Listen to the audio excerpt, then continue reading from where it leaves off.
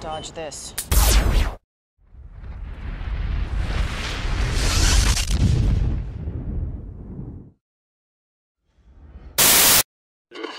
One world currency. The New World Order. Those are the roots of trouble. I imagine that right now you're feeling a bit like Alice, tumbling down the rabbit hole. Let me tell you why you're here. You're here because you know something. What you know you can't explain, but you feel it. You felt it your entire life. That there's something wrong with the world. You don't know what it is, but it's there, like a splinter in your mind, driving you mad. It is this feeling that has brought you to me. This is your last chance. After this, there is no turning back. You take the blue pill, the story ends. You wake up in your bed and believe whatever you want to. You take the red pill, you stay in Wonderland, and I show you how deep the rabbit hole goes. All I'm offering is the truth, nothing more. For we are opposed around the world by a monolithic and ruthless conspiracy that relies primarily on covert means for expanding its sphere of influence, on infiltration instead of invasion, on subversion instead of elections, on intimidation instead of free choice, on guerrillas by night instead of armies by day. It is a system which has conscripted vast human and material resources into the building of a tightly knit, highly efficient machine that combines military, diplomatic, intelligence, economic, scientific, and political operations. Its preparations are concealed, not published. Its mistakes are buried, not headlined. Its dissenters are silenced, not praised. No expenditure is questioned, no rumor is printed, no secret is revealed. But I am asking your help in the tremendous task of informing and alerting the American people. And now, welcome to another episode of Down the Rabbit Hole. Here's your host from federaljack.com. It's Popeye. Welcome, ladies and gentlemen, to another live edition of DTRH. It is June 11th, 2015. Live again here in the DTRH studios. I took last week off to actually work on the physical studio and my house itself. And then I got a message over the weekend because I don't know if anybody noticed, but Monday was the anniversary of the attack on the USS Liberty. So I decided to dedicate my show Tuesday to my good friend Richard Larry Weaver. And he had messaged me during the, him and a couple other Liberty veterans and a couple other activists had messaged me and asked if I was going to have anybody on this year. And I wasn't going to be live during the actual anniversary date this year, so I decided to dedicate the show by re-airing the broadcast I did last year with Richard. And it's a very powerful interview. The full, I don't think, if I remember correctly, I don't know if I was able to air the whole thing that night. If I wasn't, because I can't remember, you can hear the full archive over on PopeyeRadio.com. Powerful stuff. Powerful stuff. So I'm glad that I was able to do that for those guys. And Richard messaged me yesterday, and he was very appreciative of it and thankful that I did that for him. And as a fellow sailor and somebody who I consider one of my shipmates, I would do anything for the Liberty crew. So Richard's a good friend of mine, and I couldn't think of any way better to honor those guys than playing that interview and letting people hear that again, because it's extremely emotional and powerful. And it's one story you don't hear about. My father was a Navy vet, never heard about the Liberty. I know a ton of other vets that have never heard the story, and when they do, it infuriates them. If you haven't heard the interview, go listen to it. Go over at PopeyeRadio.com and just look up the story of USS Liberty survivor Richard Larry Weaver. Or just type in USS Liberty into Federal Jack in the search bar, and all the interviews I've ever done with the Liberty survivors will come up. And you can listen to them. Anyway, I want to get into tonight's broadcast. TPP issues with police brutality and other stuff. But first, joining me for 2 hours to go over all of this and to rip into all of this is my good friend, my brother from another mother, and a Navy veteran himself, Mr. Joe Joseph. Joe, welcome back, brother. Howdy-ho, neighbor. So, what do you think about the Liberty before we get into the TPP? What can you say? I mean,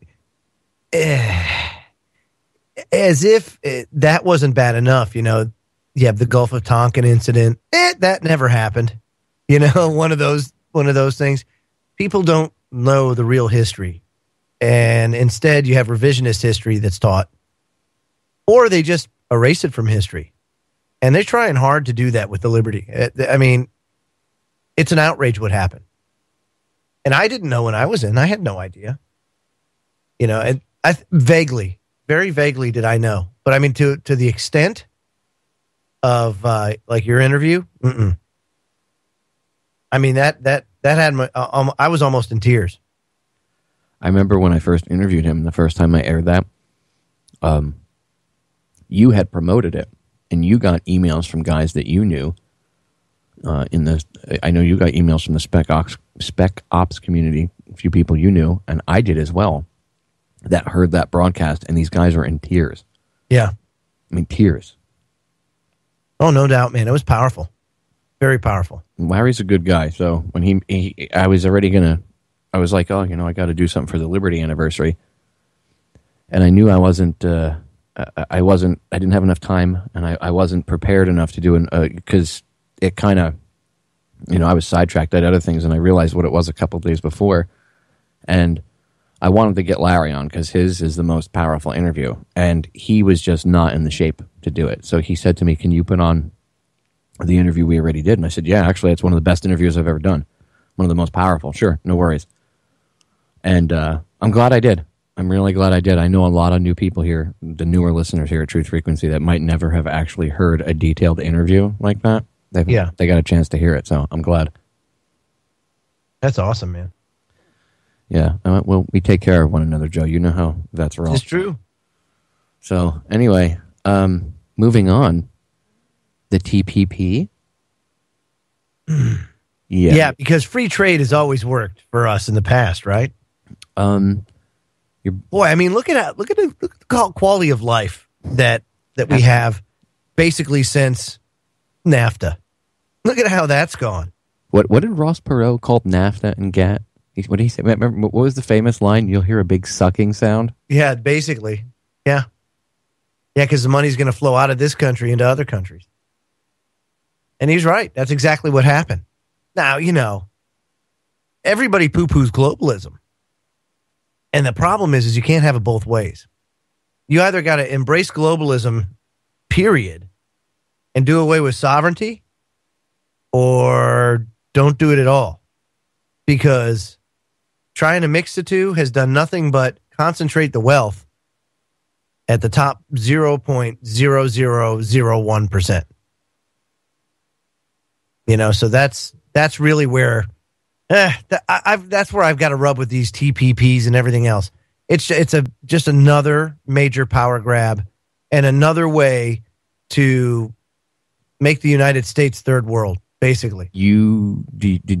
Did you get a chance to actually see the level of a power grab that it is?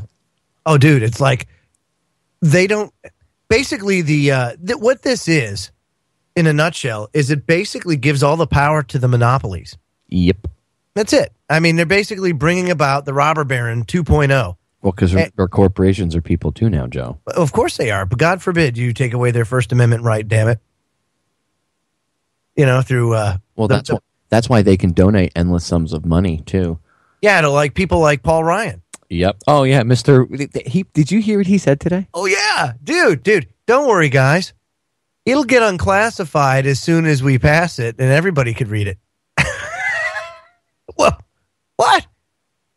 Are you kidding? And there are people that'll be like, well, that makes total sense because they just got to pass it to read what's in it. Right? Isn't that what Pelosi said about Obamacare? Yeah, but see that may have been like divine intervention there, kind of like let's make him like God went and like flicked his head, bing, and he said that stupid thing. So hopefully, that energizes people enough to speak out more against it. Maybe it energizes somebody on the inside to leak the damn thing. I don't know. Isn't there like $100,000 reward? WikiLeaks. Yeah. They put out a reward for there's missing pieces of it. This whole thing is being done in secret. If you go on YouTube, you can do this right now, or while you're listening to the YouTube archive of this, open up another tab and go to youtube.com, and in the search bar, just type in TPP exposed or TTP or TPP exposed. Freaking acronyms.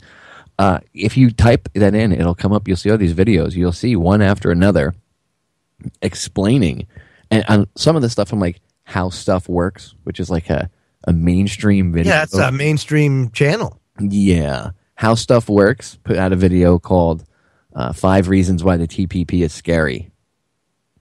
And he says flat out in the video, guy's like, yeah, and it's secretive. He's like for real. Like, even our members of Congress don't know what's really in this. And they don't.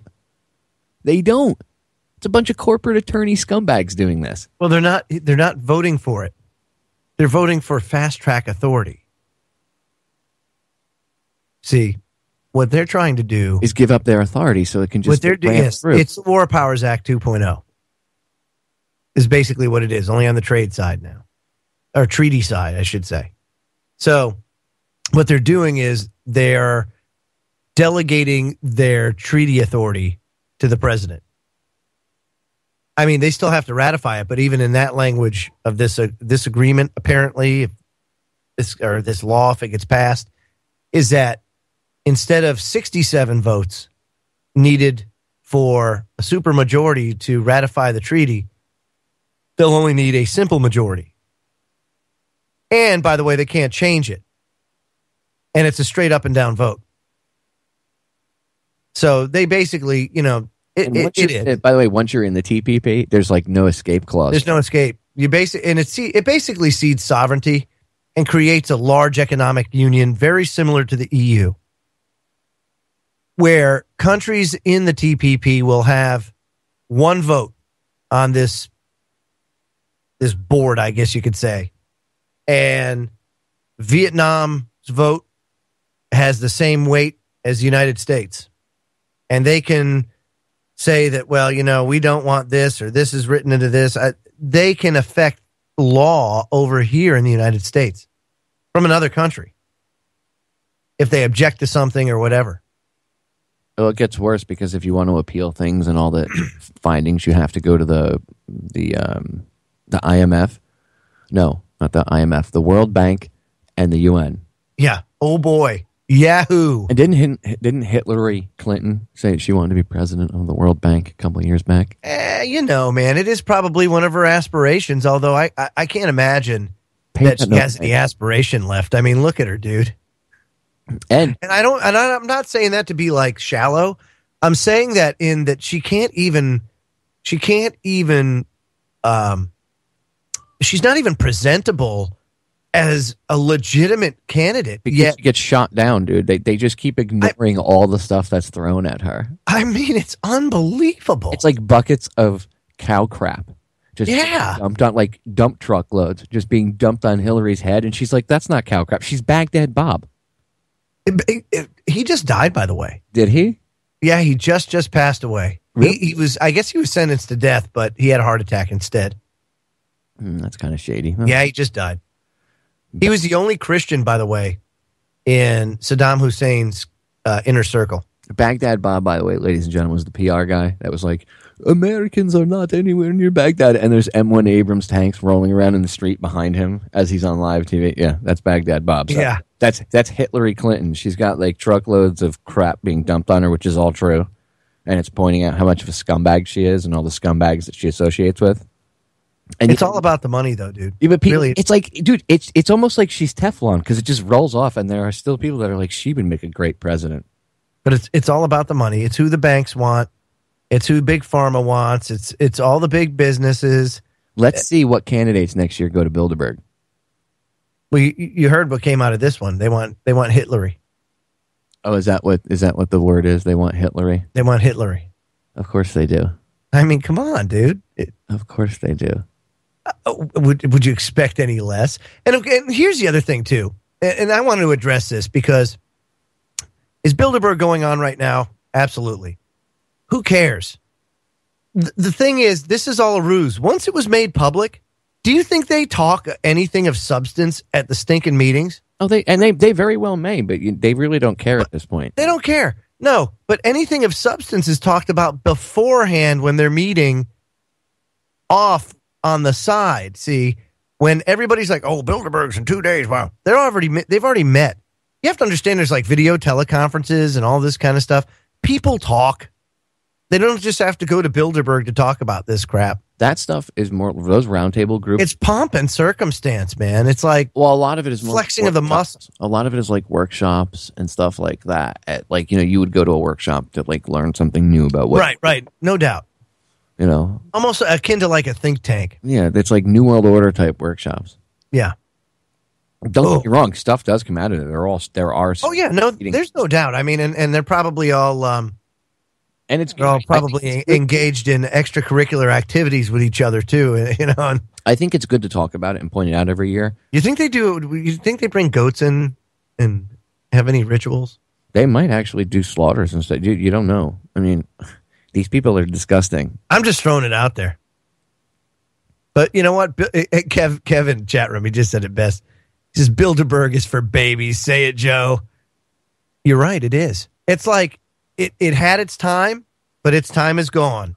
See, now all it is distraction. That's distraction. Well, they want the activists to focus there. Look, focus here. Pay attention to what the left hand is doing.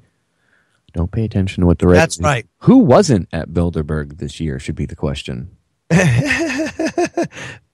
a toughie. There was a lot of politicians. Were there this year? A lot. Again, yeah. It's all Well, that's because it's posturing for next year. So, because remember, they actually believe there. Yeah, but not American. It was a lot of EU. And Well, look where it was in the EU, wasn't it? In Germany or Austria? Yeah, but there was of course a lot of attention with Greece, and I'll be honest with you, as much as we would think that Greece would have a negative impact, it's really one of the smaller economies of the EU, and if you want to play the game and look at some of the numbers, for example, Ireland, which at one time had some serious problems, they've just got I don't know, I guess their economy's doing a lot better now, but they're kind of being thrown out there as a success story, almost in Greece's face, like, hey, see, they cooperated, hey, look, they're doing all right now. What Greece really should do is do in Iceland, because they're set up for it. They're actually in better shape right now than Iceland was, because at least they produce stuff. I don't know what Iceland's economy is built on, but it can't be much. Nordic lore. Yeah, but I mean, but even Greece.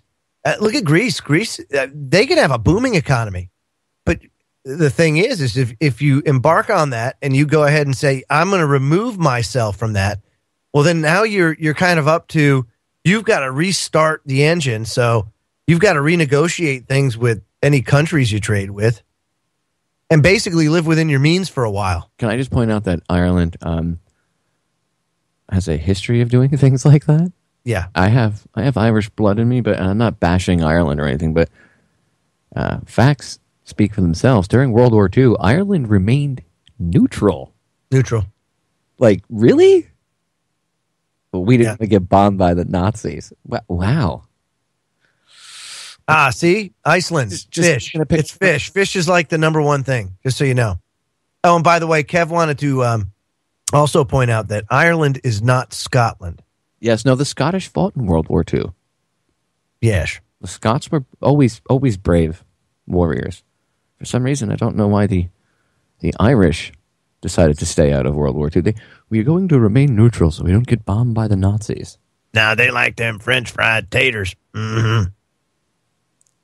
Yeah, they were going to go with whoever won. Very nice. Just saying, just pointing out facts. That's all. Oh no, they're not like those French people, are they? Well, the French fought. They got beat back. No, I'm talking from the Navy days. You go over there, and of course, when you're brainwashed at the time, and here you are, you're enforcing the oil for food program, and France isn't participating, right?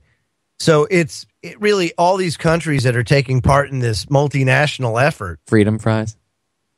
Remember freedom fries, all that crap, dude. So of course, when you're pulling into places like Dubai and Jebel Ali and the United Arab, Doha, Qatar, places like that. Well, you see a lot of that. French will pull in and all. Well, of course, you almost feel obligated to have to say something, and it just sucks because had I known then what I know now, I wouldn't have said anything. It's like, damn, they were smart. Boy. I know what you mean. You look at it, but see, that's that brainwash mentality of, yeah, it really is. It's the same thing. It's the same way they get you to hate the enemy, whatever it is, no matter who you're fighting. They get you to find something about them to focus on and dehumanize them, so they're not like you, because they know that and this has been an ongoing problem in the military. They found out in World War II. What was it, only 30% of the Marines or something like that were shooting in battles were actually aiming for the other guy, because it wasn't a target. They weren't used to shooting at a human silhouette. So that's after World War II is when they changed the targets from being round to silhouette targets. Isn't it interesting? I mean, and now we have no hesitation targets. Yeah. Again, where is all that going?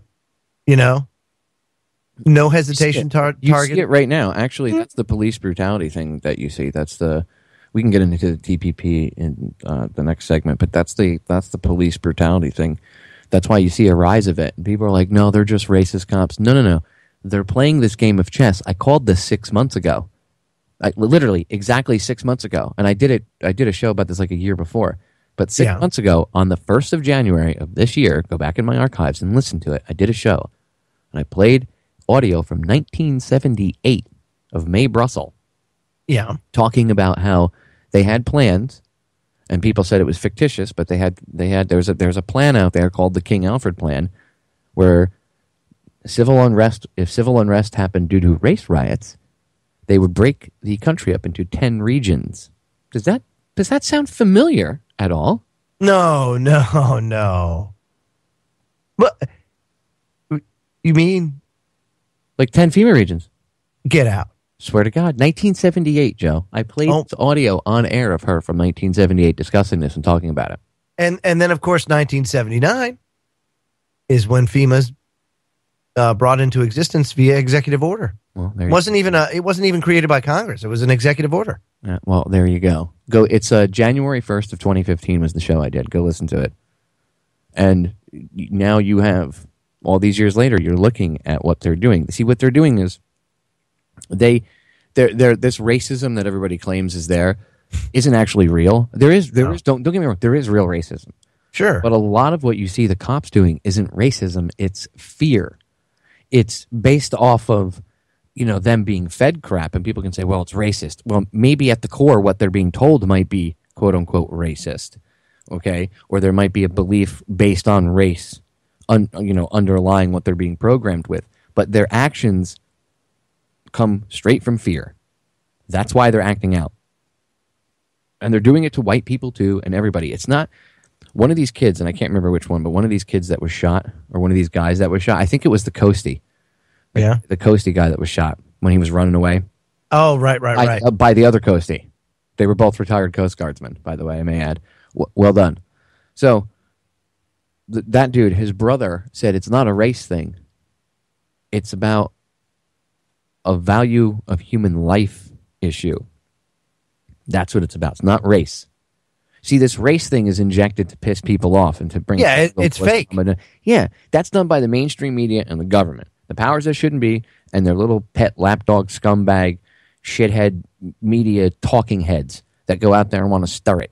That's where that comes from. Like CNN's they're like the race baiting network. that network. Okay, they love pushing racism and trying to push race hate and everything else. They're the media and the government are the ones that are actually causing these problems.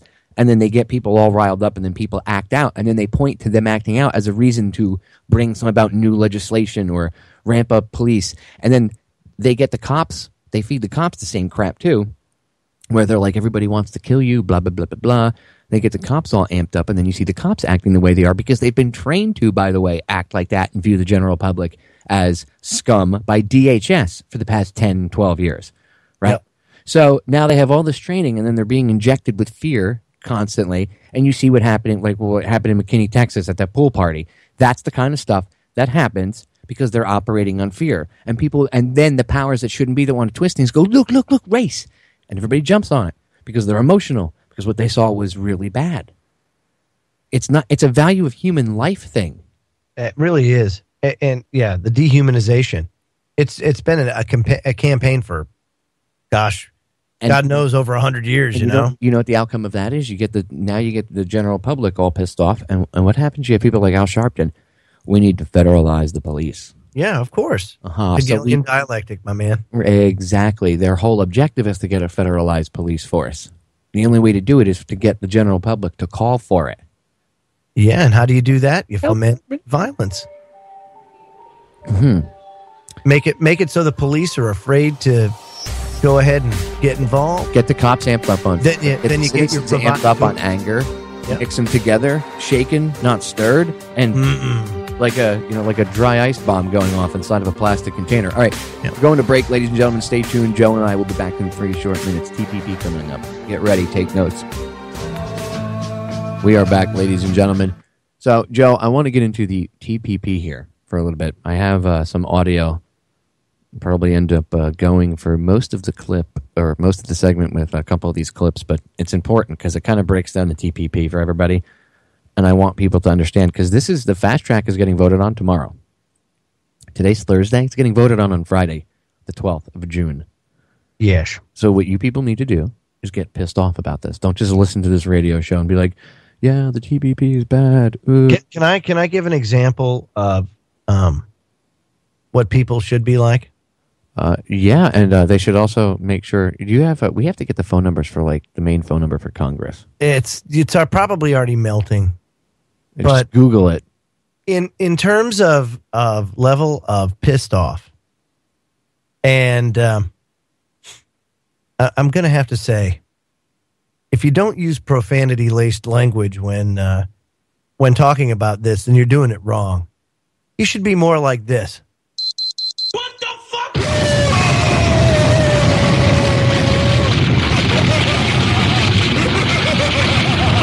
That's about right. Oh, that should be the level of anger that yes. You have. Almost. You remember how the SOPA people got pissed off and it failed. By the way, that you bring up SOPA because they call this. It's like SOPA on steroids. Yeah, but they call it like SOPA's big brother or big brother of SOPA or something or brother. Yeah, I know. Yeah, because SOPA's actually built into it. Yeah, the internet portion of this thing. It covers everything. I mean, it covers like things down to like the privatization of hospitals and stuff in your country. Yeah. And by the way, when your country signs onto it, it has to change all of your domestic laws to be in accordance with the agreement, which means the Constitution's out the window. Yeah, even your local laws, ladies and gentlemen. So what happens when they're like, hey, you know what? We don't want to have guns in the TPP countries anymore. That's the same reason why that woman down in Florida that wanted to live off the grid, why she couldn't live off the grid, because it violated international living code or standard, whatever. It's a UN standard.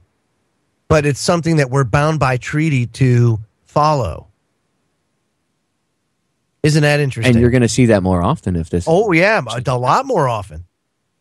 But again, let me say this: it's not going to work. Globalism doesn't work with borders. Globalism doesn't work with sovereignty. So you have to do away with that if that's the way you want to go. It's not okay, everybody. We're all human beings. Let's all get along, love each other, and mutual respect and kumbaya. It's not going to be like that. It's going to be their way or the highway. Dude, That's why they concentrated all the wealth first. It's consolidating power into the That's it. of a few people that are Yep. going to run the lives of millions of people. It's that The simple. plantation. That's what it is. And Earth people has become a plantation. people are too. You know what? Like if this passes, right, they'll notice when they can't watch things on the internet anymore because of copyright restrictions. I'm going to play a clip, and you'll hear Lori Wallach, one of the people, talk about this. But she brings this. She's talking. She's I don't know. I guess you call her activist, whatever. She runs a couple different websites that, and she's one of the people that have brought most of the information about TPP out. And she explains basically that, like, say she had a recipe, and her and Mrs. Joe Joseph you guys were all hanging out, and Mrs. Joe Joseph is like, "Oh my God, I need this recipe." And Lori goes, "Okay, well, here, I'm going to give you the recipe. I paid $2 for it online, but here, I'm going to give it to you for free because you're my friend. I'm going to share it with you." Well, technically, that's violating copyright, but she didn't pay for it, right? So, like, there's really nothing wrong with it. It's kind of like fair use. Yeah. Under the TPP, no. You can get in trouble for that. And so Ange could get in trouble, and so could Lori. Remember, you used to be able to get in trouble if you taped songs off the radio. So that's the way it's going. You know, Right. when VCRs first came out, the movie industry was against VCRs. Oh, of course, dude. Big time. They said it was going to destroy the movie industry. Yeah. Nice false predictions. But that same type of fear-mongering actually got Congress to, I forget what laws it was a couple of years ago, to pass some copyright garbage. And they used the same type of crap. Oh, my God, it's going to destroy us. It's the same Get this. crap Get they this. said about VCRs. Oh, it gets, but wait, there's more. So the Millennium, the Digital Millennium Act or whatever the heck it is, the DCMA, that's the new copyright governing law that encompasses like the internet and things like that. Well, now car manufacturers are actually considering going to court or put forth new law saying that you can't work on those cars because doing so violates the DCMA because they're so computer controlled now, and that's proprietary. So how about that? Pretty soon you couldn't work on your car if you wanted to. Would those be the same automakers, the exact same ones that all got government bailouts? Well, Ford didn't. Yeah, but I mean, they're all on board with that, dude. That only stands to benefit them. You telling me that how many people out there actually go to the dealer to get their car serviced? I mean, who can afford that? Only people with a warranty. But I mean, outside of that, who can afford that? You know? Most people don't. Well, most of the time, people, by the time their warranty is up, they just go to like the local place to get oil changes and stuff. Yeah, but I mean, or they do it themselves, but they don't take it to the dealer because they know what happens when you go there. Yeah. Oh, yeah. Well, you go there and you're supposed to get, that's the best work and they know their stuff the best. Yeah. Okay. All right. You get ass raped at the dealer. That's basically what happens. So, and not to mention, you just can't afford it. So why not drive the business back to the dealerships using the DCMA? Yeah, all of a sudden, yes, everything's computer controlled. It's too complicated. People will mess it up, or they could steal the technology now that everything's computer controlled. And Right. as a result, no, it's proprietary. Can't touch it. Now that's here at home, though. Can you imagine under the TPP, that same prevailing mentality, Yeah. but it's a foreign corporation, and so basically, like, say a foreign corporation wanted to come into like your backyard, right? And they wanted to come into like your area where you guys live, and they wanted to, let's say, build a storage facility for hazardous materials. They own a company. They own a company inside the United States, and that company specializes in hazardous materials. And they build a storage area in your back. They can just build it in your backyard. They don't have to deal. They don't have to. They no longer have to go to like the zoning board or the health department because our federal government has signed this treaty. So our laws have to bend to the whim of this treaty. So as long as the corporation follows what the treaty says they have the right to do, which gives Right. like uber power, then they're not violating anything, and the local authorities can't do anything. And No, very you have good. no say. So you could have toxic Right. crap leaking into your water, into your soil. You guys have wells. You could have all sorts of toxic crap leaking into it, and you can't do anything. And if your government actually tries to do something, these corporations will sue your government for billions of dollars. It's happening right now. In fact, here, That's right. Now, the other thing that I'm gonna when you're done, I'm gonna set it up, but I'm gonna play a clip showing some of this evidence. So people, yeah, that's cool, man. The other thing that the TPP is going to do is it's going to give the executive branch amnesty authority with regards to immigration. You know, that got put in there as well. Isn't that Marco Rubio that snuck that little gem in there? I'm sure. I mean, come on. Who cares who did it? They're all on the same team. Yeah, play that clip. That's By the way, somebody was pointing out the other day, they were talking about on radio, how I was driving back from Miami, and I heard that the AM idiots talking about how Rubio got 13, his wife got like 13 parking tickets. And some people were like, who cares? And other people were like, oh, well, how did she get so many tickets? Obviously, she's a member of the Council on Foreign Relations, okay? So what it shows you is her attitude. I don't care about the fact that she got the tickets. All that's window dressing. But it shows you her attitude. Like, she just doesn't care. Like, she thinks that who she is, because she's married to a politician and she's a member of the Council on Foreign Relations. Obviously, who's that? You mean Ted Cruz? No. Isn't Rubio's wife too? Isn't she? I don't know. Well, whatever. Even if she's not a member of the Council on Foreign Relations, I know Cruz's wife. No, I'm the wife of Marco Rubio. You don't know. Exactly. And he's a connected politician. He's a PNAC little stooge D-bat. I can't stand him.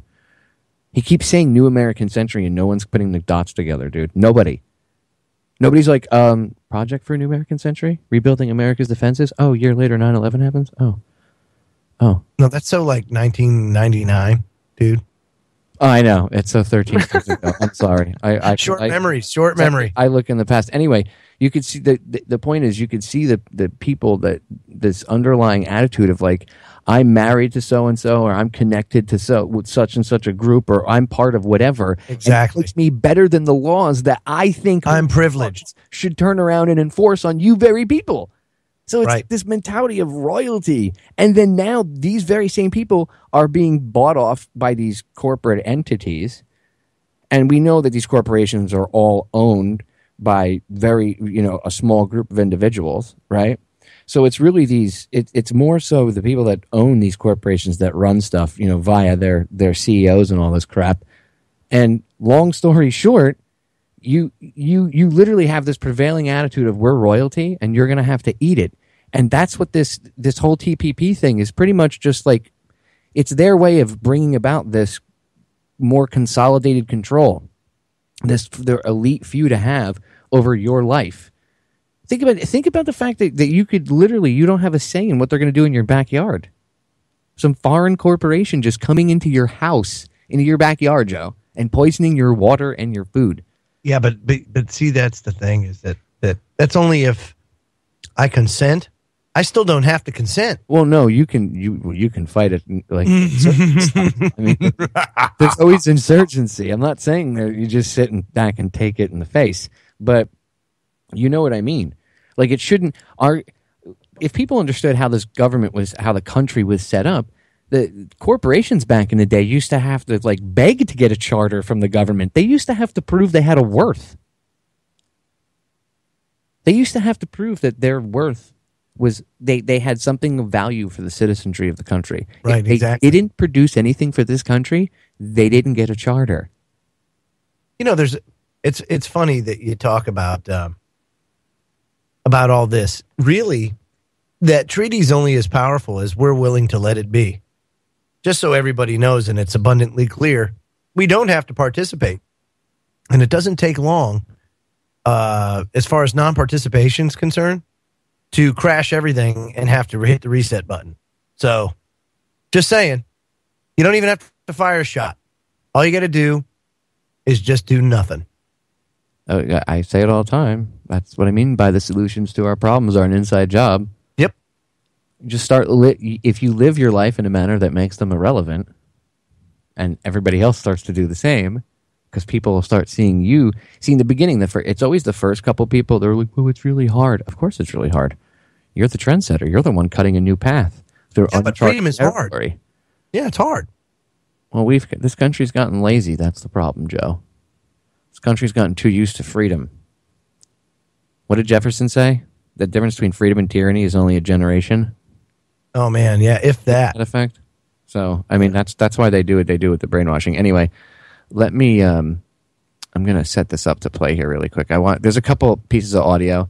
I'll play the longer one on the other side because it's about 12 and a half minutes. It's from Democracy Now! And although I'm not a huge fan of Democracy Now!, this interview they did with Lori Wallach last year, it's. How do you really feel about Democracy Now!? You know, where's the anti-war stance? Oh, that's right. Yeah, your guy's the president, so you don't worry. They'll get loud as soon as a Republican gets back in next time, because that's what they're. You know how they do it. 8 years Dem, 8 years Republican, so they blow off steam. Although the Bilderberg douches want Hitlery, so who knows? Maybe they'll go up. Maybe they'll go off script. Yeah, I mean, things are so unpredictable right now. They're in panic mode. You never know. Anyway, I want to play this clip. First is it's called TPP, the dirtiest trade deal you've never heard of. And then I'm going to play one about the internet provisions. But this is an overall, it's about 2.5 minutes. It gives a good general idea of the overall bill. Now listen to this, the overall treaty itself. Now listen to this, ladies and gentlemen. Take notes. And I know you might not think it does anything, but you should get everybody that you know, send out mass emails, tweet, Facebook, YouTube, Google Plus, everything. Big social media blitz. Yeah, go out and just freak out, send out all these videos about TPP, get people riled up, pissed off, and have them call Congress, email, melt the phone lines, crash the email system. Let these people know that you're pissed and that you know what's up and you don't want this. You don't want fast track. And by the way, before you play that clip, I just want to issue a challenge to Representative Paul Ryan and the Speaker of the House, John Boehner. Crybaby, boner. We have a solution to your problem. Very easy one. So what we propose is a steel cage match between you two and me and Popeye. And the winner, of course, if you win, you get your TPP. If we win,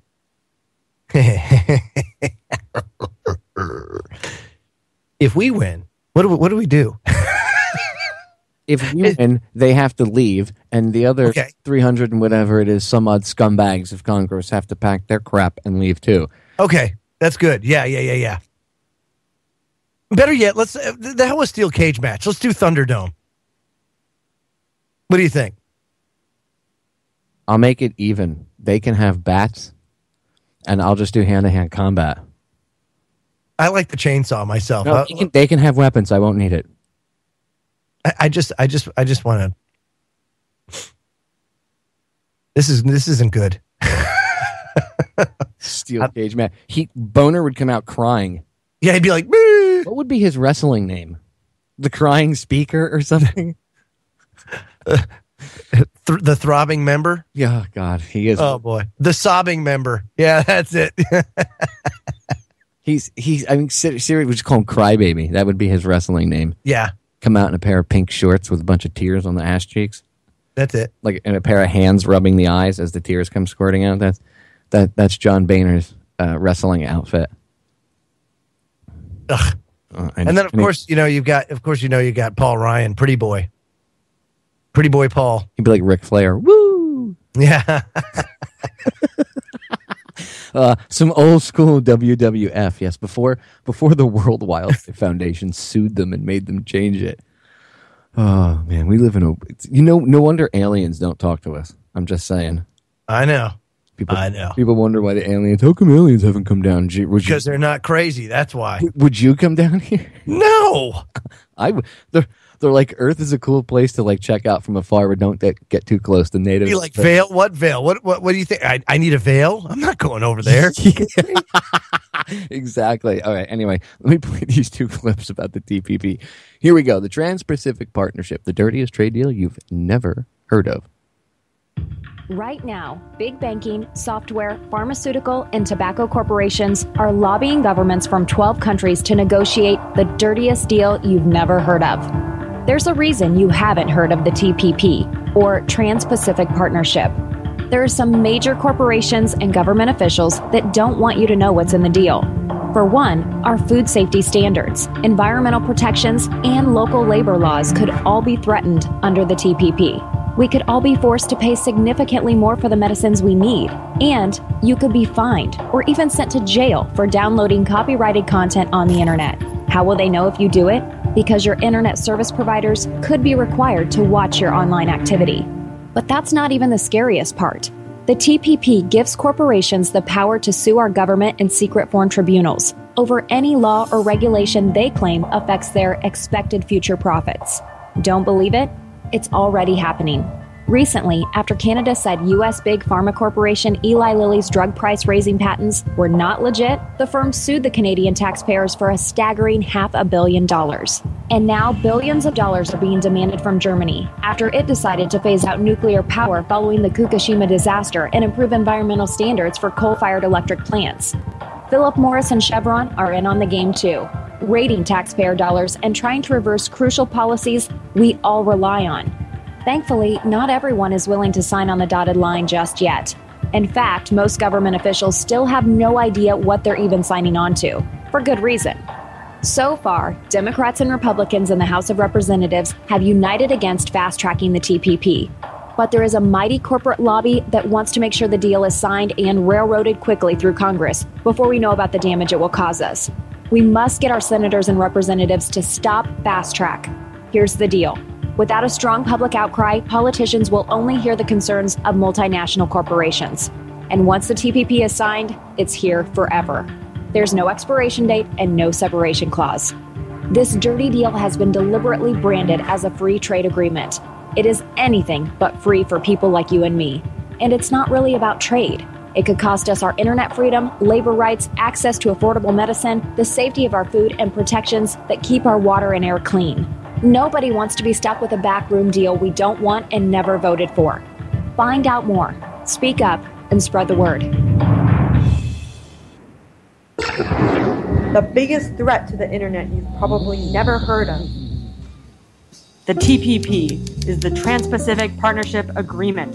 TPP is a trade agreement being negotiated between more than 12 countries around the Pacific region. It has more than 26 chapters, and it covers a broad spectrum of issues, from trade of dairy, meat, textiles, and automobiles, to financial regulation, to labor regulations, and more. But one chapter poses a huge threat to the internet, the chapter concerning intellectual property enforcement. We can't exactly know what's in that chapter because TPP is being negotiated in secret through a series of backroom deals that shut out the public. Trade officials won't release the text of the agreement or even tell us what their policy positions are on any issue. One thing we know is that while the public is shut out of the negotiating process, private corporate interests aren't. In particular, big content industries are spending ginormous amounts of money in lobbying to convince policymakers that more aggressive and draconian copyright laws will lead to more innovation, more creativity, and more jobs. But in reality, that just isn't the case. If adopted, the copyright enforcement measures proposed in the TPP could make the internet intimidating and repressive. Users will be afraid to view, share, and interact with digital content. An early version of the text has been leaked, and you should be worried about what's inside. Internet service providers could be forced to become private copyright enforcers, lest they risk liability for the content posted by their users. While the TPP includes certain protection from liability, experience with similar provisions in the US suggests that ISPs will be encouraged to take down, filter, and block legitimate content, requiring only a private notice from an alleged copyright holder. The copyright industry is obsessed with restricting users from tinkering with devices and content, out of the fear that people will then use them for copyright infringing purposes. So what they do is install digital rights management software, or DRM, on devices to limit what users can do. Despite growing evidence that DRM does much more harm than good, this prevents consumers from unlocking their phones to change telecom carriers. Artists, like documentary filmmakers, who break encryption on a DVD or sample online streaming videos could face legal threats, even if the videos they create are legal. People with visual or reading disabilities can be prevented from changing the format of books and movies to make them more accessible. Not only that, DRM, backed by the full force of the law, can be used to stifle competition. For example, a company can block unauthorized software or content from working with their devices just by enabling DRM. Corporations claim that DRM is necessary to fight copyright infringement online and keep consumers safe from viruses. But there's no evidence that DRM does much to combat either of those things. Fans should not be treated like criminals, and companies should not get an automatic veto over user creativity, choice, and innovation. These are only some of the problems with the TPP's copyright enforcement provisions. They would be harmful for everyone, except for companies that use these policies to suppress innovative competitors or to criminalize sharing. Instead of spending their resources to create new products that respect the internet and new technologies, they're lobbying for policies that would hinder and break them. Severe copyright policies restrict our right to share, modify, and experiment with content and technology.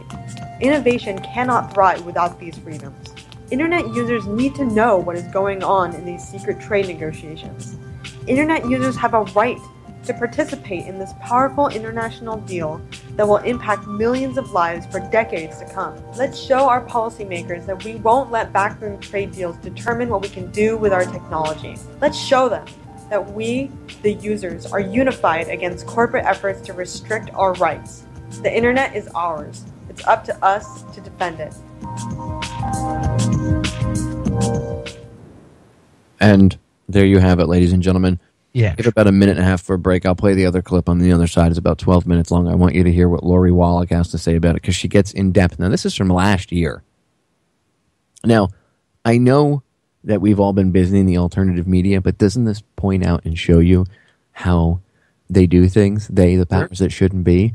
There's a lot of distraction out there right now, isn't there? Bingo. Nobody's had their eye on the ball with the TPP joke because everybody's had their hands full with all the other insanity. Well, it's done on purpose. So that's how they do things. Misdirection, like magicians, sleight of hand. They have more in common with a magician in Las Vegas than you think, ladies and gentlemen. Anyway, I can hear the break music coming up behind us, Joe. When we get back, we'll finish up with the TPP, and then we can get back onto the subject of the police brutality thing, because you and I were having a really good conversation about that earlier off air. So, ladies and gentlemen, don't go anywhere. 3 short minutes, and Joe and I will be right back. If you want to hear all of my archives ever put out, all of the shows I've ever done, interviews, go over to PopeyeRadio.com. PopeyeRadio.com. That's PopeyeRadio.com. Joe and I will be right back. Ladies and gentlemen, we are back with hour number 2 here on tonight's live edition of Down the Rabbit Hole. I am your host, Popeye, of FederalJack.com, PopeyeRadio.com, and you can also find my stuff over on YouTube, DTRH Radio Archives. DTRH, like Down the Rabbit Hole, Radio Archives over on YouTube. That's the channel. Go subscribe to it. All my older stuff is there as well. There might be 1 or 2 things that are the one spot where everything is audio-wise, totally free. And I mean, everything I've ever done is over on PopeyeRadio.com. That's PopeyeRadio.com. Anyway, enough shameless self-promotion. You know, Joe, you have your own site for the radio show, do you not? Yes, the freedomlink.net.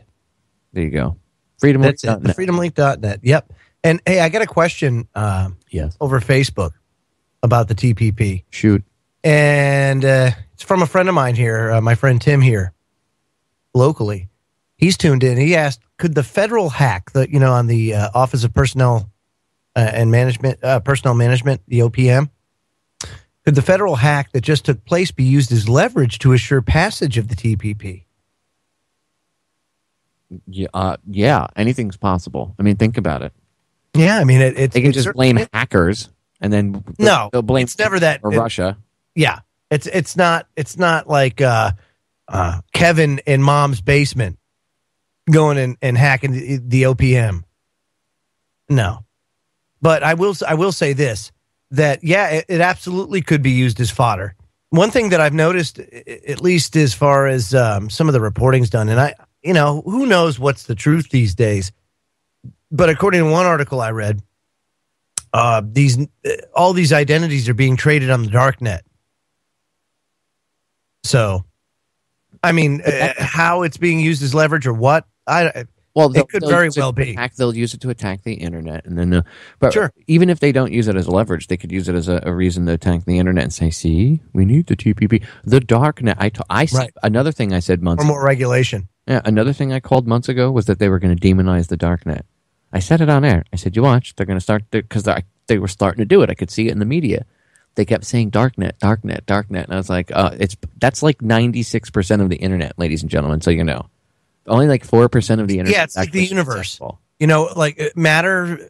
How much of a percentage? Picture the scientists say make up the all the matter. I think it's like 8%, maybe. Picture Google and Bing, Joe, being Earth, and the darknet is the rest of the universe.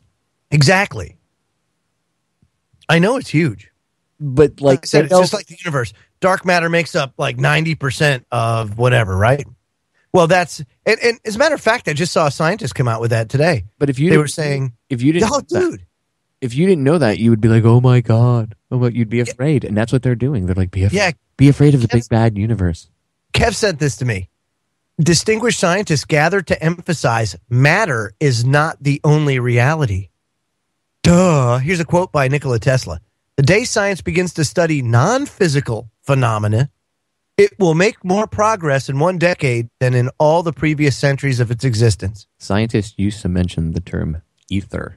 Ether. I'm not talking about the stuff that you spray into your intake when your engine's not working. Oh, I thought maybe the stuff you huff. Well, that's the same stuff. Oh, same stuff. Yes. I wouldn't know anything about that. I'm just saying. Right. Same stuff. Hey, man, pass the paper bag.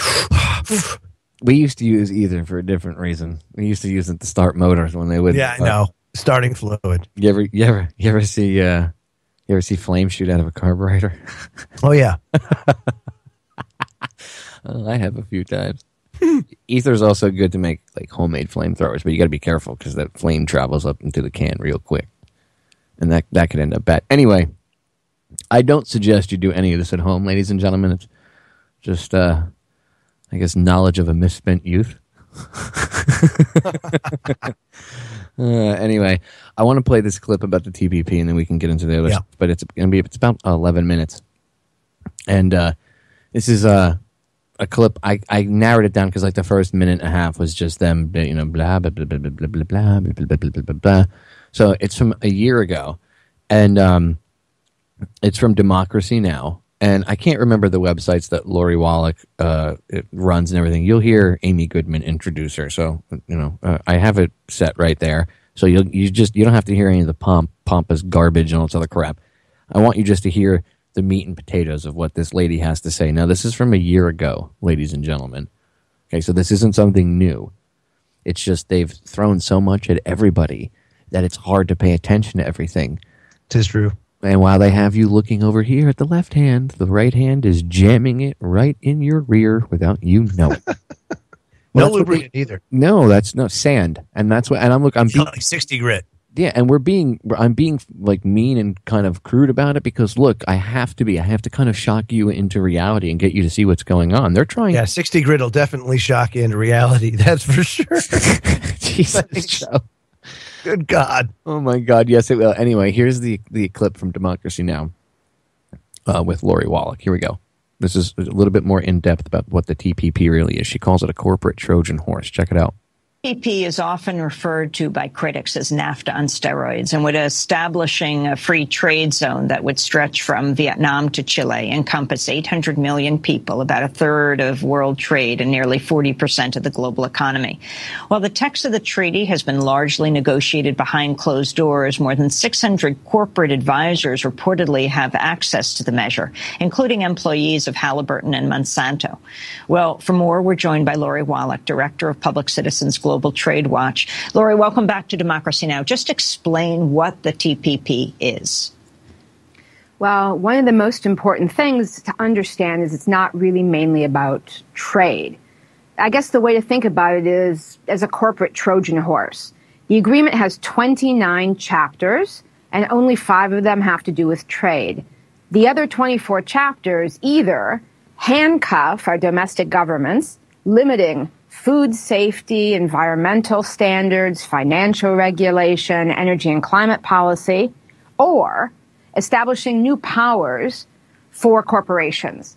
For instance, there are the same investor privileges that promote job offshoring to lower wage countries. There is a ban on buy local procurement so that corporations have a right to do sourcing, basically taking our tax dollars and instead of investing them in our local economies, sending them offshore. There are new rights to, for instance, have freedom to enter other countries and take natural resources, a right for mining, a right for oil, gas, without approval. And then there's a whole set of very worrisome issues relating to internet freedom.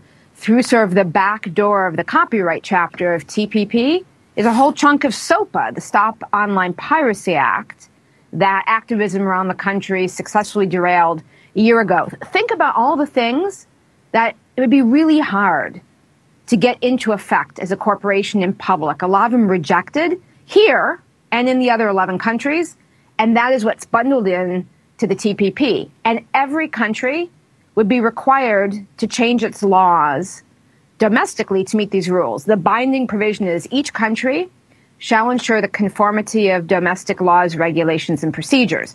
Now, the only reason I know that level of detail is because a few texts have leaked, and I have been following the negotiations and grilling negotiators from other countries to try and find between the lines what the hell is going on. Otherwise, totally secret.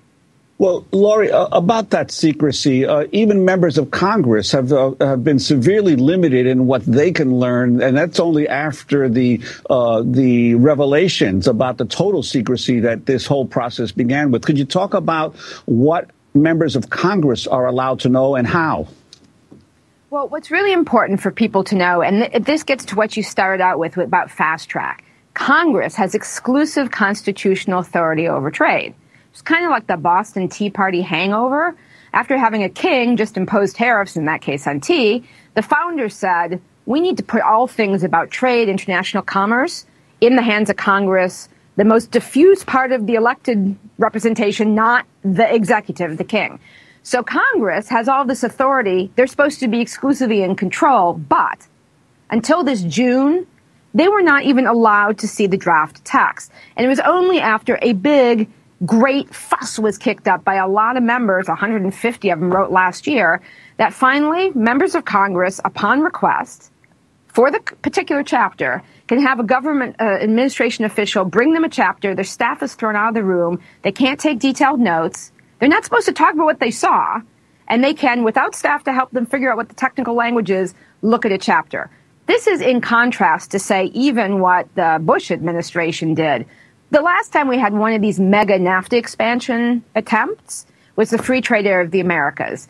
And in that instance, in 2001, that whole draft text was released to the public by the U.S. government on the official government websites. So this is extraordinary secrecy, and members of Congress aren't supposed to tell anyone what they've read. So, for instance, Alan Grayson, who was one of the guys who helped get the text released, Alan Grayson said, I can tell you it's very bad for the future of America. I just can't tell you why. That's obscene. This would rewrite wide swaths of our laws. And again, it's mainly not about trade. So if we had this agreement in effect, for instance, it would be a big push for fracking. Now you would say, why fracking? Because it doesn't allow us to have bans on liquid natural gas exports. Or if this were in effect, we couldn't ensure the safety of the food we feed our families. We'd have to import For instance, fish and shrimp that we know from the limited inspection that's done is extremely dangerous from certain kinds of growing ponds that are contaminated, etc., in some of the TPP countries. Or, for instance, some of the financial reforms where the banksters were finally regulated would be rolled back. All of this, and it would be privately enforceable by certain foreign corporations. Let me ask you about a bill that didn't make it through Congress. I'm going to pause it for a second. Did you hear what you just said? All of this is enforceable by private corporations. Yep. So does that mean you're going to have Blackwater coming in at the behest Could very well be. Some of these private corporations and SWAT teaming people's houses, and the local sheriff and police are just going to stand by and watch it happen because they're powerless to do anything? Yeah, it's legal. It's legal, just like civil asset forfeiture is legal, right? Does it make it lawful? Does it make it right? Of course not. Oh, but it's legal. Yeah, the things the Nazis did in 1950, right, that was legal. Germany was quote unquote legal too. Anyway, yeah, I just wanted to point out that it's halfway through, and when I first heard this last year, that was something that stuck out to me. That's why I dug this out, because I was like, if I'm going to talk about the TPP, I want to play this clip. It's all enforceable, Joe, by private corporations. Think about that for a minute. That's right. Just chew on that while I play the rest of the video, ladies and gentlemen. But the question is it incorporated into TPP? And that's SOPA, the Stop Online Piracy Act. First, explain what it is and talk about where it fits in here. So the Stop Online Piracy Act was a vehicle basically to take away some of our rights on the internet. It would have criminalized what they call inadvertent small-scale non-commercial copying. And the example would be, for instance, Juan, I had you over to dinner. You liked the recipe I had. I happened to have taken it for $2. I paid for it off of a paid website. And you said, Lori, can you send me that recipe? And of course, I said, yeah, and I sent it to you. That is officially a copyright violation. I should say you have to go pay $2 and get it yourself, Juan. But in fact, it's small scale. I didn't sell it. It's not commercial. I didn't send it to a lot of people. That kind of activity under SOPA, as well as any number of things we do all the time, making a copy, well, like a buffer copy that our computer would make to look at a video, or breaking a digital lock, for instance, if we bought software but we wanted to run it on Linux. All of those things would be considered criminal activities. We'd face huge fines, and our carriers, Google, etc., would have to take us off of service to black us out. So a huge limit on internet freedom. That whole mess was defeated in Congress in a wonderful citizen uprising. A chunk of that is now stuck in the copyright chapter of SOPA, of TPP. So they call TPP son of SOPA. And in a lot of countries around the TPP region, citizens have fought to have good laws that actually provide them access and don't allow that kind of control. So that is a chunk. To give you an idea of how varied the problems are, that's a chunk of what is in there. Now, the thing about that fast track you mentioned, fast track is not in effect. Fast track is an extraordinary delegation of Congress's authority. So if we don't want unsafe food, offshore jobs, SOPA, limits on internet freedom, the banksters getting rolled back into deregulation, we have to make sure that Congress actually maintains its constitutional authority to make sure that before this agreement can be signed, it actually works for us. Fast track's a delegation of authority. President Obama's asked for it, but it only happens if Congress gives it to him. And Lori, what's been the Obama administration's position on these negotiations in terms of tobacco? Could you talk about that specifically? Well, the whole approach of the Obama administration has really been, some combination of heartbreaking and infuriating. Because when he was a candidate, President Obama promised he would replace the NAFTA model. And instead, they've doubled down. So the tobacco issue is one of those that's the most gruesome. So the TPP includes the very controversial investor state system, which empowers individual corporations to directly sue governments, not in our courts, but in extrajudicial tribunals where 3 corporate attorneys act as judges. And these guys rotate between being the judge and being the guy suing the government for the corporation. They're empowered to give unlimited cash damages from us, the taxpayers, to these corporations for any government action, a regulatory issue, environment, health, safety, that undermines the investor's expected future profits. Under that system, big tobacco companies have been attacking health regulations. And famously, infamously, these kinds of investor state cases have extracted billions of dollars and undermined important laws. So Philip Morris has used this to attack Australia, one of the TPP countries, plain packaging of cigarette laws. So a lot of the TPP countries are very worried that they would be basically handcuffed from being able to regulate for health around tobacco.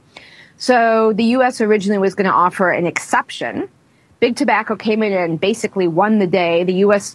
pulled away what was a medium exception, put in something that's really worse than nothing.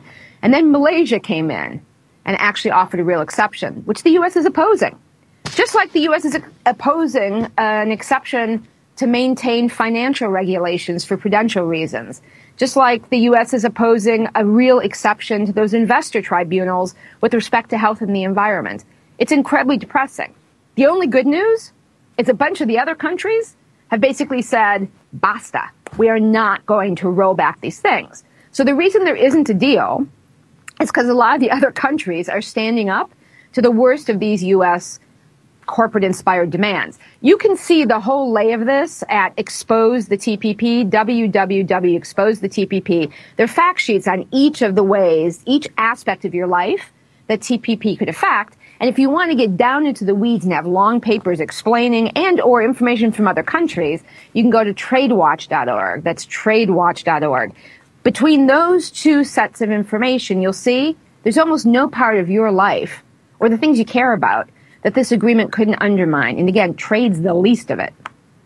Lori Wallach, we want to thank you very much for being with us. Lori Wallach is Director of Public Citizens Global Trade. All right, so there you have it, ladies and gentlemen. Important stuff to know. Yeah. Go do your research tonight when we get off air. Do a little more research into TPP. This is just like a red flag waving quick course on it. Like, hey, pay attention to this. They're voting on whether to give fast track authority tomorrow. So I suggest you light the phone lines at Congress up like a Christmas tree. Yeah, if you're in the D.C. area or whatever, just make yourself heard. Well, anyway, what are you going to do? Oh, I know, but I mean, like, if you're there, go make yourself heard. Oh, well, that too. Local protesters, look, all of you are affected by this. This is huge. There's not one group that's not affected by this. Nope. And I mean, we've seen what happened in the EU. Look at what it did to the UK. They can't have their fox hunts since they entered the EU. It's illegal. And who's going to fight this? No one seems. We have to. No, I mean, if people are waiting for some schmuck in a suit, you have a day left. You need to get up and you need to tell these representatives, dude, this ain't cool. And I'm not down with fast track authority. The whole reason, what they're doing is they're just saying, we don't want to debate this. Go ahead. We'll give it. No. We're going to shirk our responsibility and delegate it to the executive branch and basically give carte blanche. Because if this was debated on and any of this stuff was made public, none of it would pass because of the stuff. Of course, it wouldn't pass. Or that the corporations get. And that should tell anybody enough. If it has to be secret, it can't be good. Period. I mean, I don't give a. Oh, in the interest of national security, screw national security. Look, when you're talking about the livelihood of human beings, it's a problem. Everybody should know. You should take the time to read this thing or what's available of this thing. It's not good. It affects every aspect of your life. Yeah. Not just work. I mean, everything, internet usage, everything. That's why I played the first two clips when you get about what it is overall and then the internet part of it. I remember seeing a good T-shirt on, you remember that website, tshirthell.com? I love that website. It's like one of the best sites ever. If you're easily offended, don't go there don't go there. You get your pets in a bunch. Please don't go there. Have a somewhat of a. If you ever listened to Hangar 18, it's like Hangar 18 T-shirt store. Yeah, basically. Okay, but they had a T-shirt there that really says it all, and this is the mantra of the powers that shouldn't be, and this is what this TPP does. They had a picture of the pyramids and these, people pulling the blocks behind them, and it simply said, as a T-shirt that says slavery gets shit done.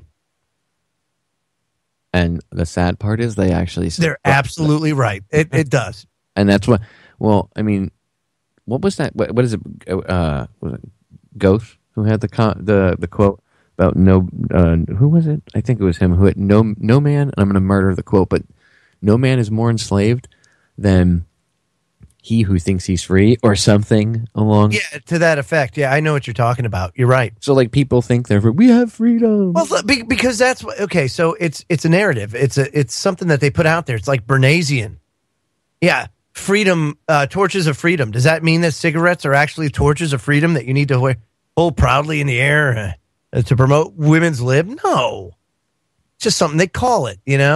Oh yeah. We live in the land of the free. Just because you call it the land of the free doesn't mean it's the land of the free. Well, but when you hear that, you immediately associate your surroundings with free. But it's not. It's anything but. It's an illusion of freedom, but you don't have freedom. If you really take the time and look at your life, you telling me you're free?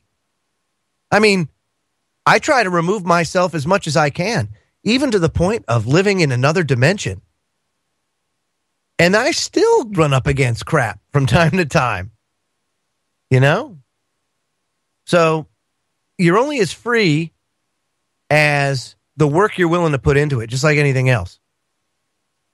And it's hard to maintain freedom. It's hard. It's a lot of work. But it's very rewarding too. But you have to remove yourself. And you can do it. You can do it. And we need to remove ourselves from TPP, because that is not the type of globalism we're looking for. When you look at free humanity, that's not it, dude. That's enslaved humanity. Well, I'd like to bring something up before we go to break, because along the same thing about the whole mind control thing, and this might piss off some people, but as a veteran, I understand how it could, but at the same time, if you look deeper into things like I do, it's a very fitting quote. And this lady's a famous activist, and I'm going to murder her name because I can't pronounce her first name properly, but I think it's Arund Hati Roy.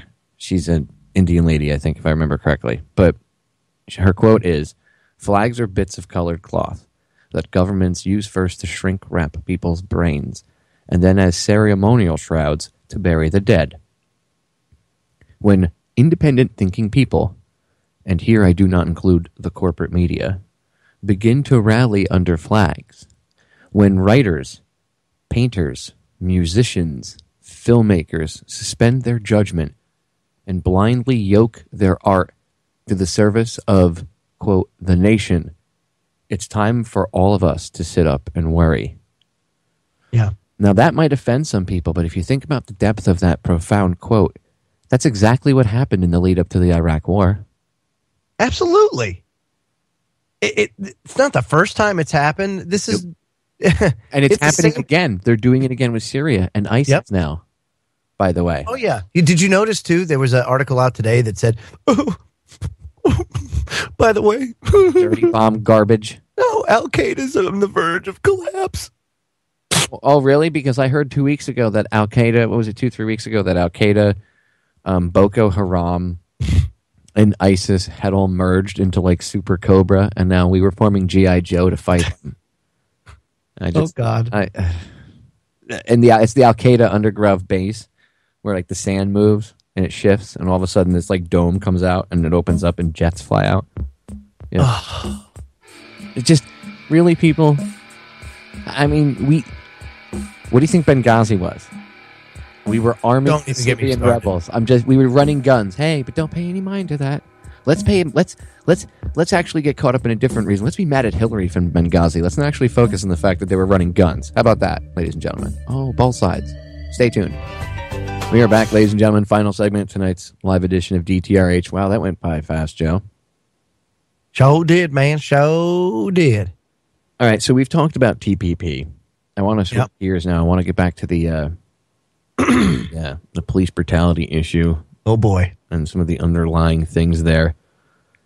Again, that profound statement by that guy, the one guy who was shot by, he was running away from the cop. He was a retired ghostie. Yeah, and the other guy who shot him was a retired ghostie. You guys are like that? Yeah, I know. Is there like some sort of, are there like cliques inside the Coast Guard? Yeah, it's just like the Navy. Yeah, but I mean, not so much. I mean, yeah, there are. Like, for example, the Seabees are a little bit weird. They do some weird stuff. Same with the SEALs. They do even weirder stuff. I had guys on my boat that I wasn't friends with, but like one time I saw one of them out on South Beach. You're right. The ship culture, same thing. Yeah, it's like a little mini city. He was getting messed with, and even though I didn't like him, he had like 3 guys surrounding him, and I walked over and I grabbed the biggest dude and I pinned him against the wall and ended the argument real quick, and then got him out and just grabbed him by the back of his neck, and we kind of walked out of there.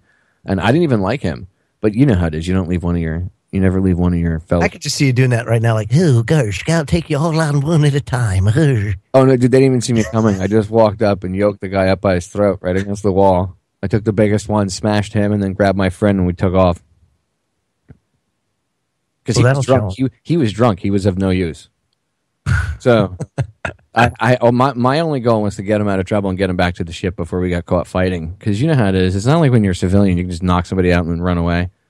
I found it kind of odd, this whole behavior thing though with the comp man. It's like I understand the programming that's going on. I understand the fear that is fear is running rampant. I mean, it's everywhere. I was talking. Our friend Shad, our mutual friend Shad, we were having a good discussion today about how a lot of people, and I've noticed this too, they've been complaining about being lethargic. I don't know if you know, but they just feel like there's not enough, there's a drain on them. And I'll tell you what, I've been feeling it too.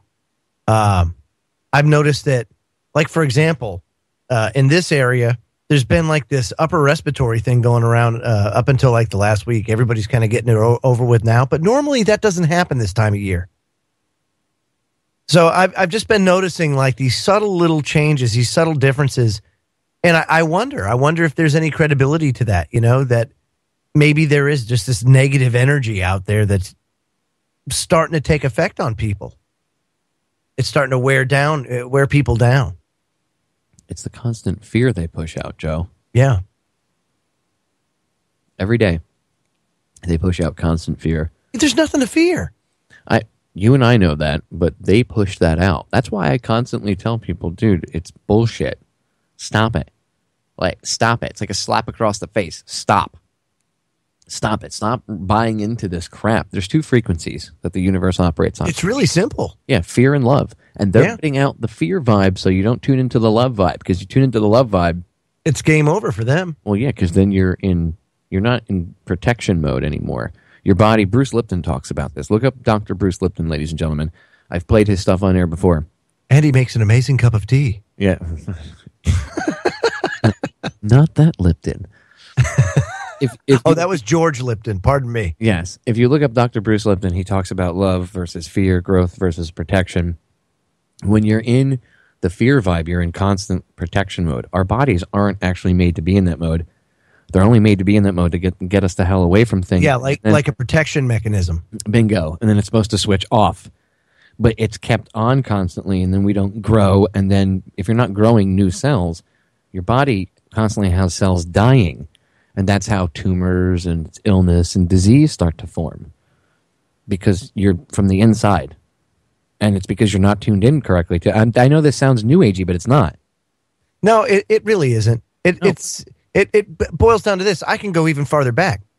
So let's take this activist that kind of came around, circa 2,000 years ago or whatever. And he basically said 2 things. He said, love your neighbor and do unto others as they would do unto you. Don't treat people the way you want to be treated.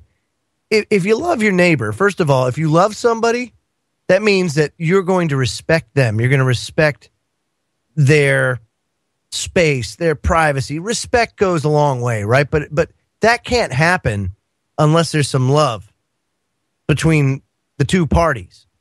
So if you got mutual respect, that's based on love. If you respect somebody, you're not going to go ahead and do them wrong, right? So that you're going to have personal responsibility because you wouldn't want to be a burden on anybody and nobody would want to be a burden on you.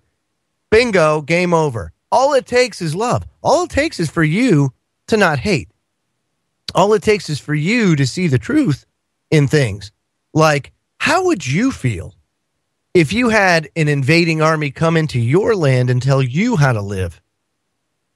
And then, all of a sudden, you get approached, right? Now, this is after you've just been raped and plundered your country. It's in shambles now.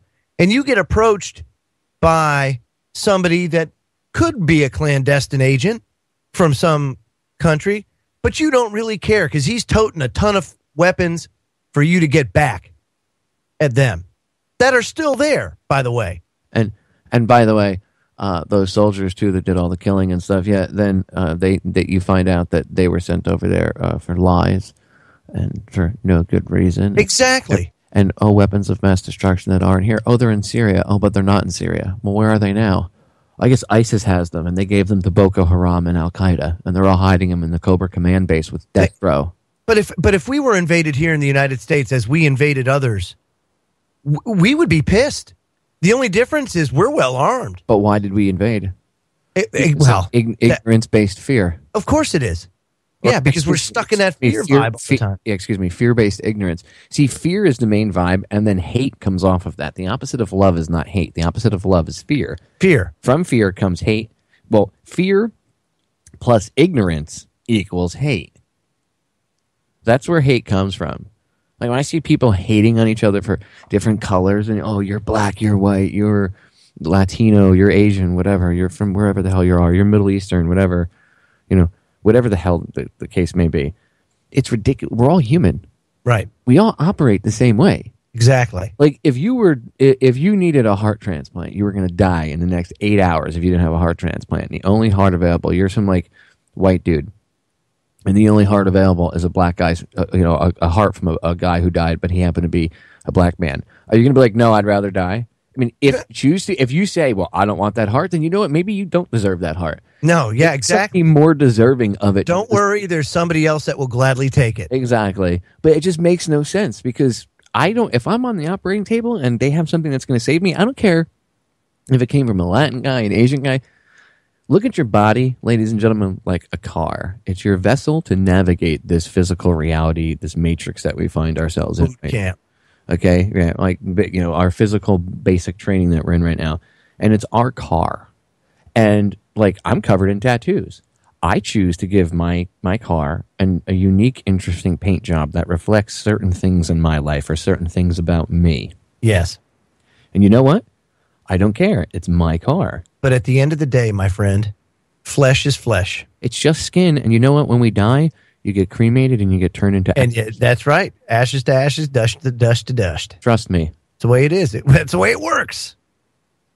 Well, I mean, it's just stupid, dude. It's the idea. Right, but idea that any one race is better than any other. There is no race. There's one race. That's it. Unless you're talking about reptilians and humans. Right, or grays and everything. Or grays or something like that. Okay. Now you're talking different races. Bingo. Yeah, but we're all human beings, and that's the way we need to see. We need to see that.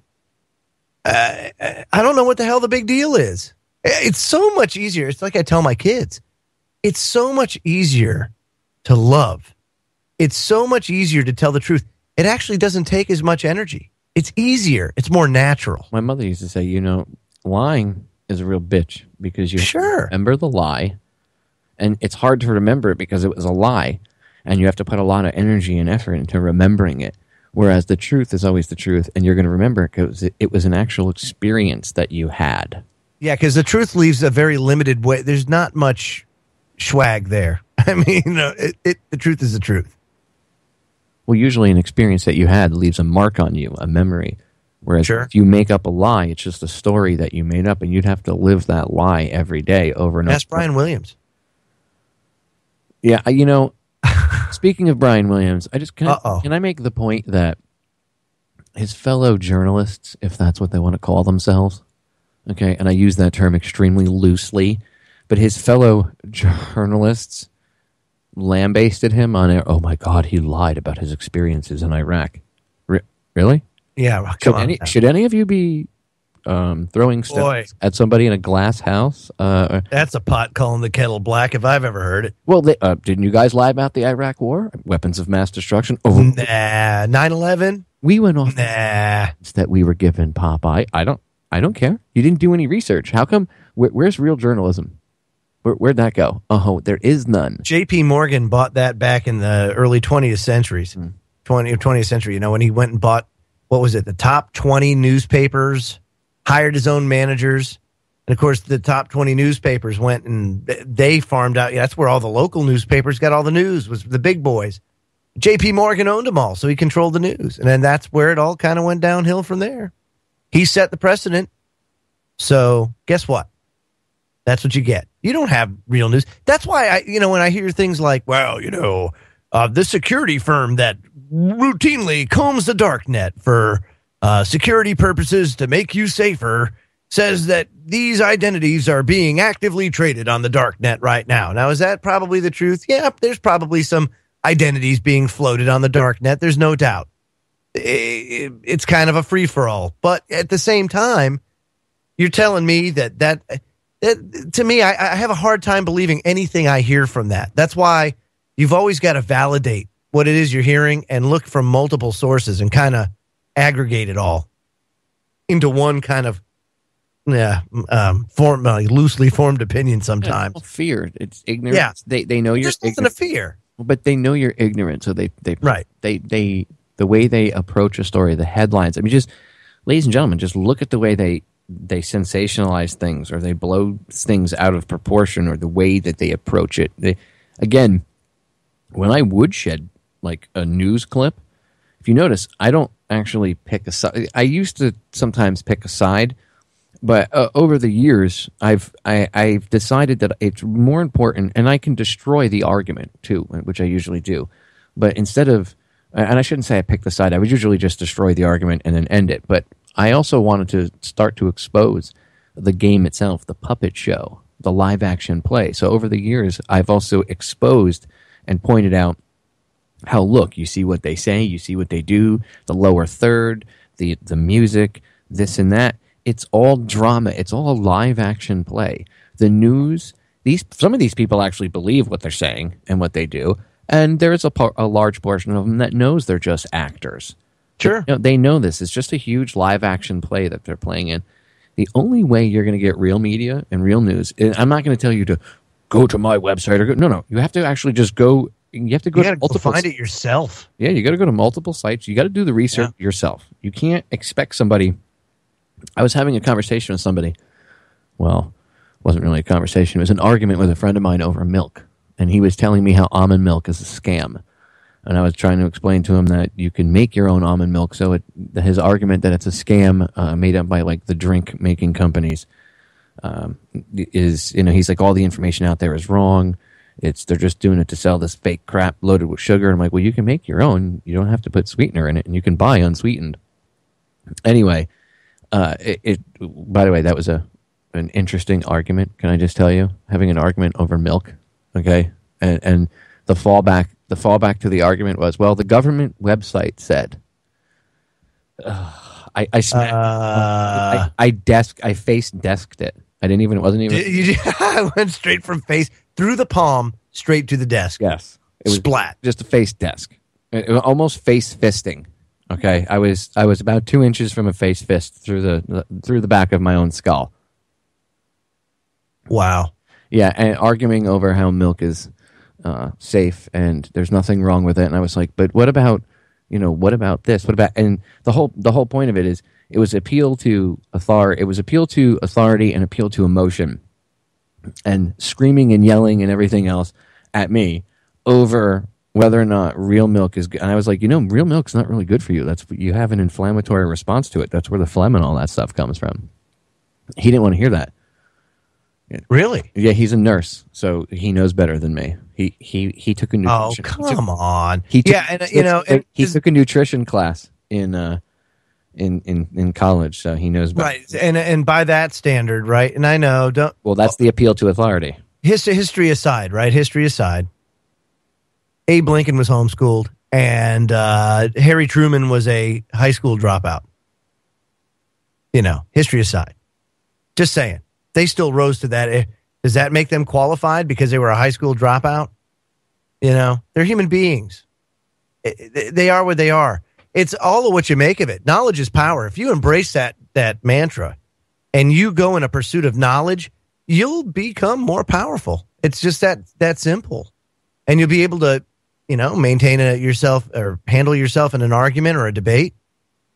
And you definitely be a lot more level-headed when it comes to, when you hear, oh, God, the Bilderberg group's meeting again. Yeah, well, I know. And it's serious. Don't get me wrong, but it's nothing to fear. Well, you can report on this stuff without freaking out. And sure. Then trying to sell supplements afterward. Just saying. Who could you possibly be talking? I mean, I think we all know who I'm talking about. Anyway. Yeah, sorry. Didn't. Oh my God. Oh my goodness gracious. Anyway, no, seriously, the whole, I know the whole fear and love vibe thing sounds new agey, but it's not. See, the problem is the new age movement has hijacked some real information and used it as a mind trap. And Passio and I have discussed this. Mark and I have talked about this ad nauseum, how the new age movement is just another way to trap people escaping other religious dogmas. And I'm not bashing any religion for any of you listening that, look, you can believe in whatever you want to believe, but the fact remains that all these religions do stem back the very same beliefs and like all this ancient tribes and times 6,000 years ago. Okay, and we don't really know anything beyond that. Tower of Babel. Right. Tower of Babel's when the languages were confused. Right, but well, even if you just look at it like that, But you don't have to believe. I don't care what your religious belief is. It doesn't matter. Okay, the fact remains that there are certain things that are true whether or not you believe in them or not. Well, truth is the truth whether you believe in it. It doesn't change. Well, that's why I always say you don't have to believe in gravity, but you can jump off the nearest tall object and tell me whether or not it's going to affect you if you don't believe in it or not. And that's a trick you can only do once, by the way. Exactly. So the things that like the frequency things, all that stuff is true. Everybody's looking into quantum physics now, and quantum physics is actually like using I think, look, science gets labeled a thing, right? And it gets this, I don't know, it almost gets created into like an entity, and it's not really an entity. It's not. No, it's the study of things. I think that science and spirituality can go hand in hand. They do go hand in hand. Well, I think so, but no, they do. I mean, just because you say they don't doesn't mean they don't. It's interesting, I've always heard a good analogy, as far as like, say, take the jet engine. The jet engine goes and we know how it works. We can explain how it works. We can explain how it's built. And you got drawings and the calculations for it. But can you explain why the inventor built it? Can you explain what it was that inspired him to build it? No. The only person that can explain that is the inventor himself, the creator, the creative force that created the jet engine. And it goes hand in hand. They don't compete with one another. They're complementary.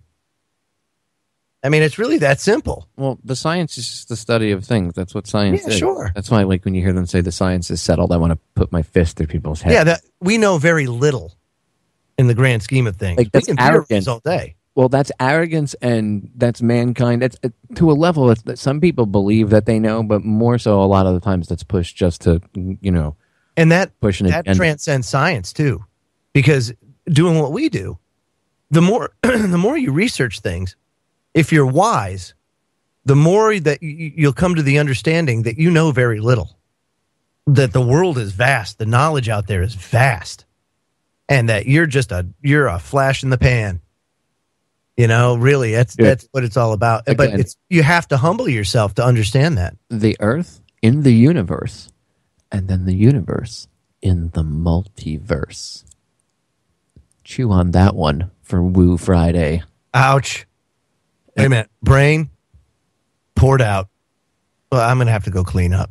You see what I'm saying? I mean, really, we know absolutely nothing, dude. And yet we know everything. Well, it amazes me. There's a video out there where you can see like the size of all these different stars and the suns and all, like our sun versus all these different stars as it goes up throughout the vast universe. And you realize how tiny of a speck we are in this huge, vast universe, and how arrogant it would be for us to think that we could possibly know everything there is. And that encompasses that there's other life out there, plus even anything on our own planet. I mean, it wasn't too long ago that we didn't have electricity. It was only a couple hundred years ago. I don't know why. I mean, okay, fine. Yeah, there's like the Baghdad battery and all that. I'm talking about power lines and everything like we have today. Okay, it was only a couple hundred years ago that we didn't have that. It wasn't that long ago. No, it really wasn't. Why? So why are we so arrogant to think that we frigging know everything? We do not. Yeah. If we dropped the ego, if we dropped that arrogance, it would allow us to look at this stuff absolutely with a new perspective. It surely would, dude. I mean, and again, you have to humble yourself. You really do. It has to be more along the lines of when you're going through this, it's the truth is the truth, and I'm going down that road, and wherever it takes me is where it takes me. And that's it. You have to devote yourself. You have to commit yourself to it. And if you do, you'll find it.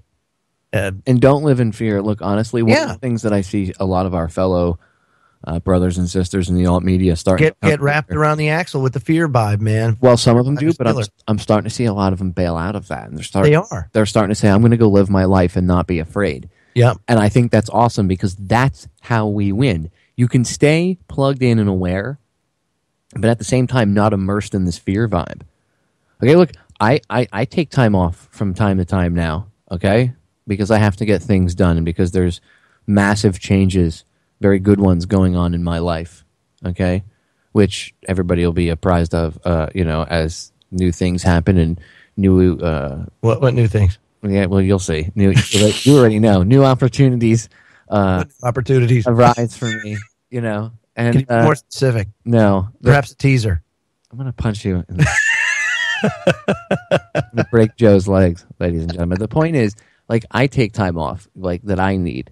It's one of the things that I had to learn. And you get burned out doing this. And, everybody needs to do that. You need to refocus. You need to ground yourself. You need to go outside like Aaron and Melissa talk about. Take your shoes off and stand in the grass for 15 minutes. Oh, yeah, dude. Like, I'll take a walk in the woods. And just I'll come out full of ticks, but who cares, dude? It's just that piece. You better wear a friggin' Nomex hood.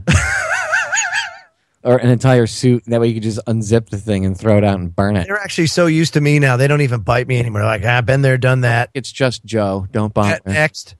Where's that Popeye guy? He was pretty tasty. The Bible says, "Seek and ye shall find," and that's so true. If you seek the truth, you will find it.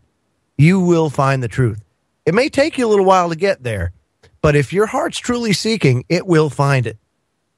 I'm telling you. But you have to seek it, and you can't be afraid of what you're going to find. But don't live in the fear too. Don't live in the fear. Look, don't be plugged into this stuff 24/7 to the point where you start freaking out and you live in that, oh my God, I need to have survival seeds in every closet in the house, and you're constantly like waiting for the economy to collapse, and because you're living in the fear vibe.